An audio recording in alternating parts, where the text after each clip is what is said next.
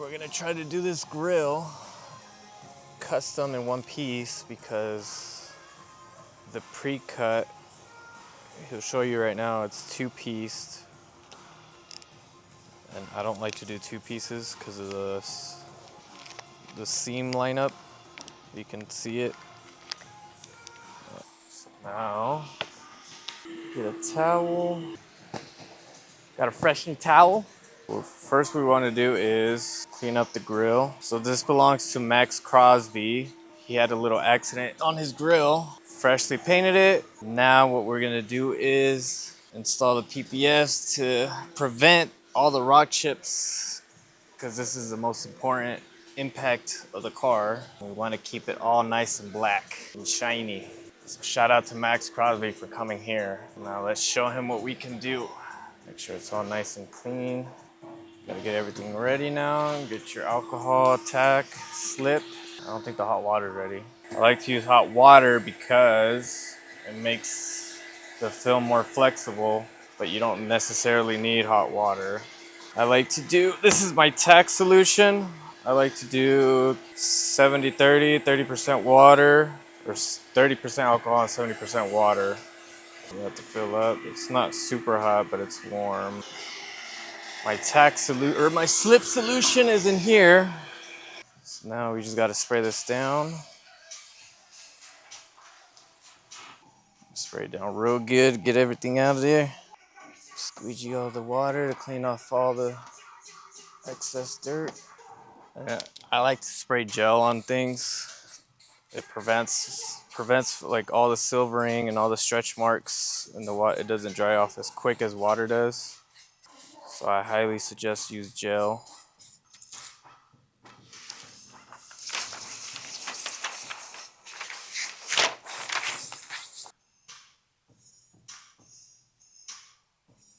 Now you go. I'll get a chair real quick. Once we get that one side tacked, tack the other side, pull it a little bit, tack all four corners. Now that we got that, this side looks like it needs a little bit more of a bigger stretch. Now we gotta squeegee out all the excess gel in there.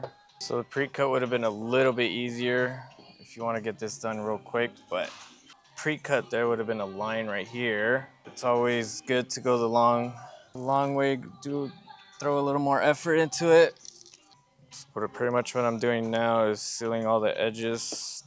That way when I go back around, I can just cut all this excess.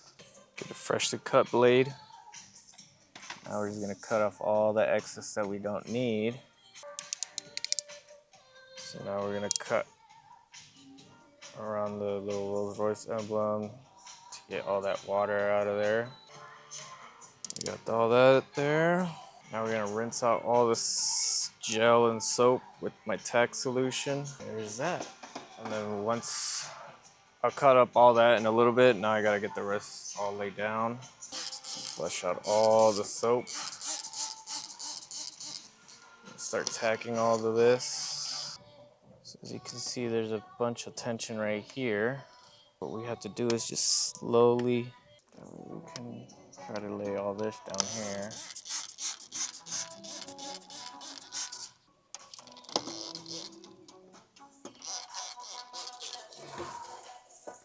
See, now we're able to lay it down. It's the same thing up here. There's a bunch of tension right here.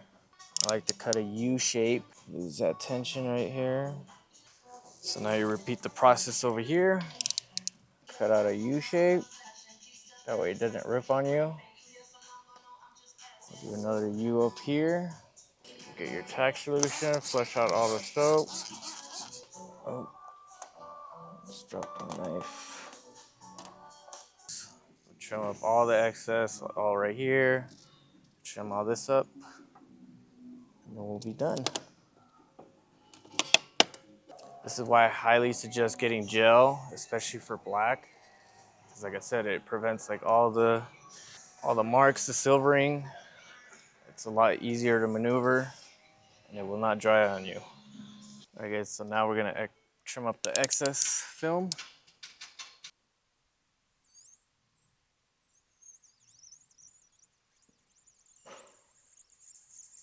I don't know if you guys can hear that screeching noise, but if you guys can, that means you're doing a good cut. You're not cutting through the film and cutting the paint. It's a lovely sound.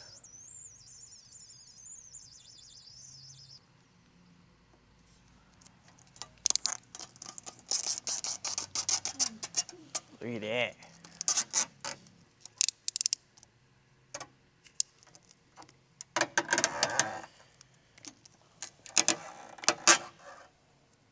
All right, now we're gonna just trim up around the Rolls-Royce.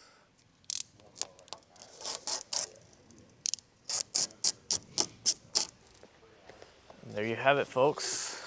So now you could either let it air dry so you can post heat it, or sometimes what I like to do is if it's in a rush, you grab one of these little air guns, and all you just let it dry it off real quick.